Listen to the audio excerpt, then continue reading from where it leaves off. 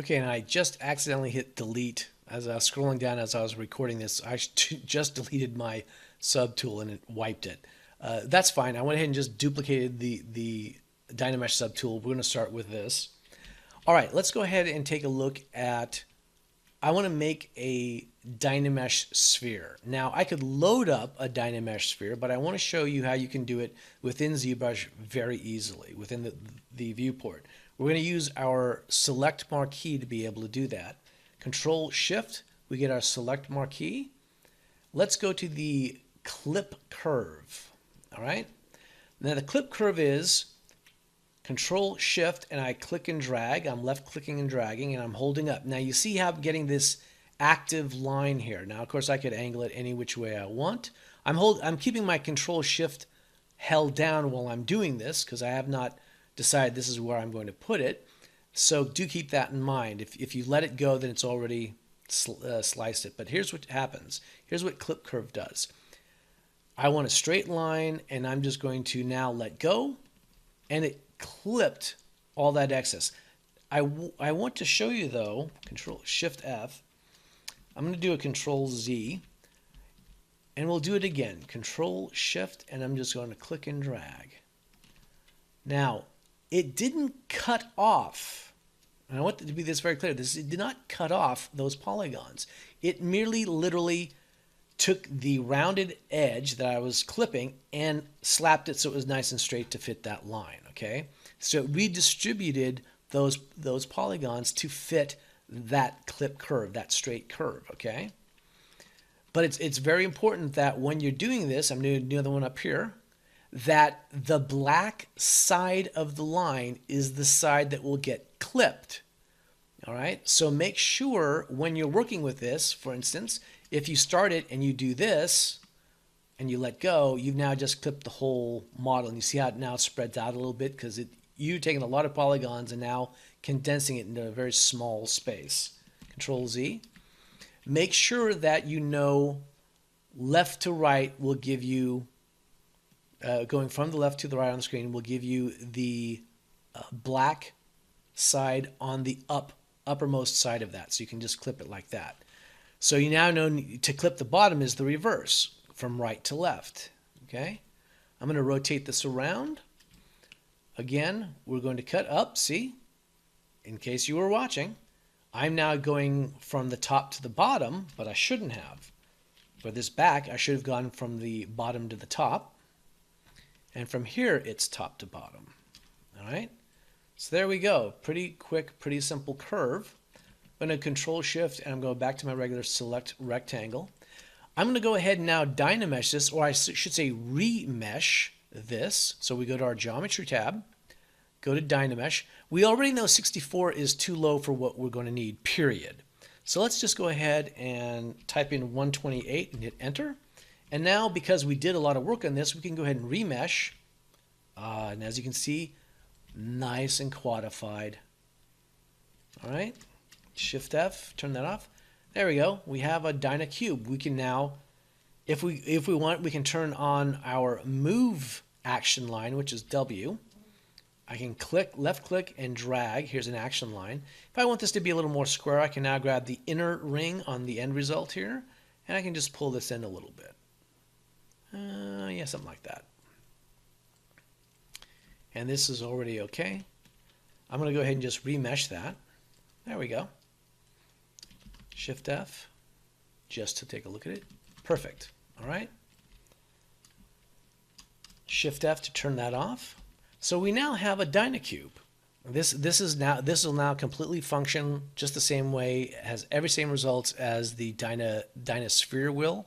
It's just a Dynacube. Technically, any model you're working with, it could be a face, you can instantly turn it into a Dynamesh just by clicking the Dynamesh button.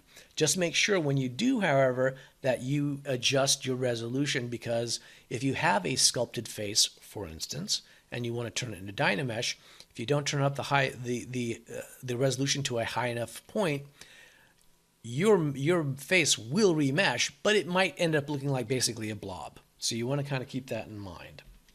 All right, for this, in fact, I'm going to go ahead and we're going to go ahead and scale this again. I'm going to hit the W for my action line. I'm going to draw in a new action line and then just pull this in. By the way, again, action line is just left click, shift, and drag. So I have a nice straight line. And I'm just going to pull this in like this, something like that.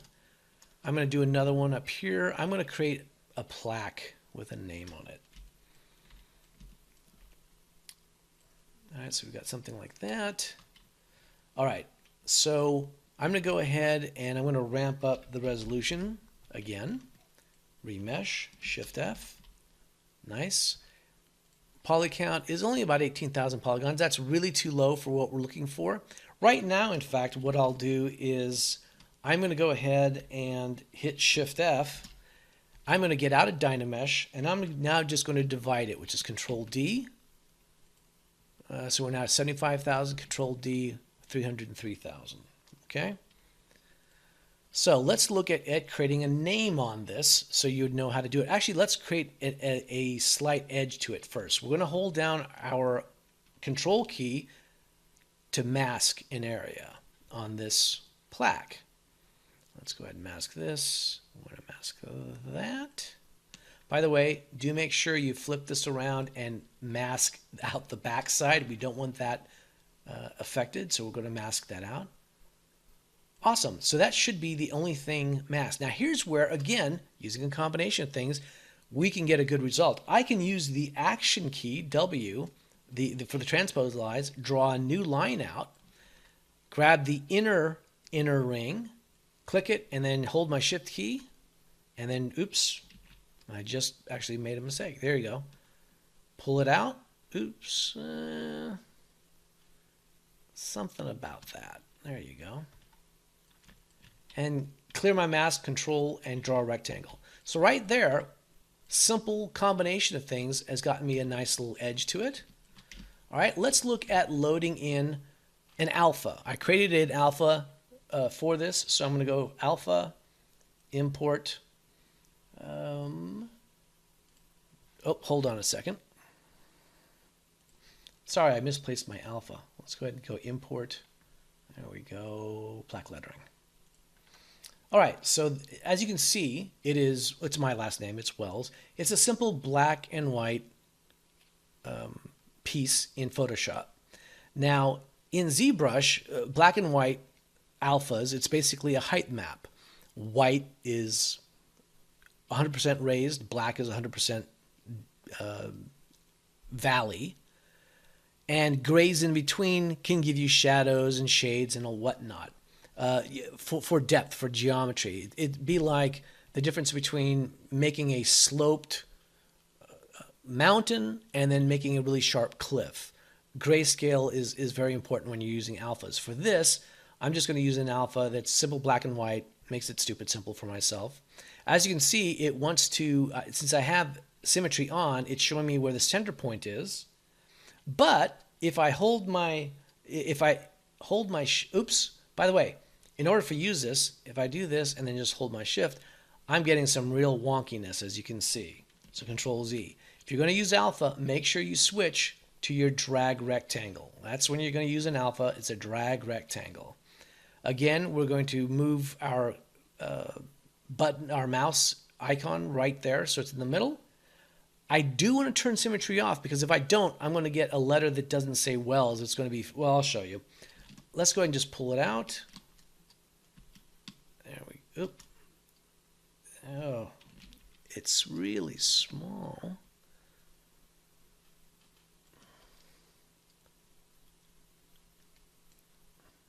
Oh, it's really small.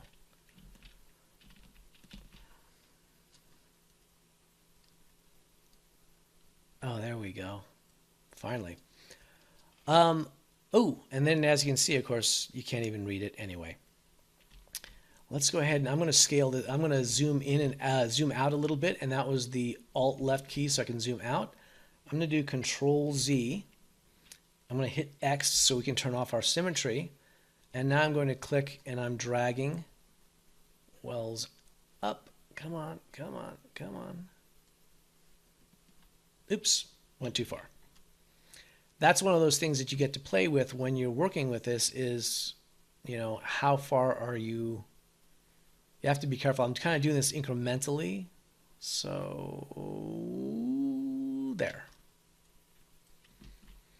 Okay. Oh, but that's really raised up. You can see how that's really raised up, and that's not good. I'm going to do a Control Z, zoom back out. I'm going to turn our Z intensity down a little bit because it's a little hard. I'm also going to turn the RGB off. I didn't even notice it was on. Again, I get so quick with the stuff I don't even look at some of them sometimes. I do warn you, that'll come back to bite you later on when you're working in poly painting. So, all right, so here we go. Oh, come on. Oh, no, I think this may be too subtle. Oh no, it could be okay. Oops. I'm bringing it back down a little bit. I haven't let go of my shift key down. That way I can do that. That looks nice. Does that look good? Yeah, that looks good. I like that. All right, I can clear my mask control and rectangle in the background. Simple plaque, but we will use something like this later on. I'm going to go ahead and save this out, and I suggest you do too, and we will continue.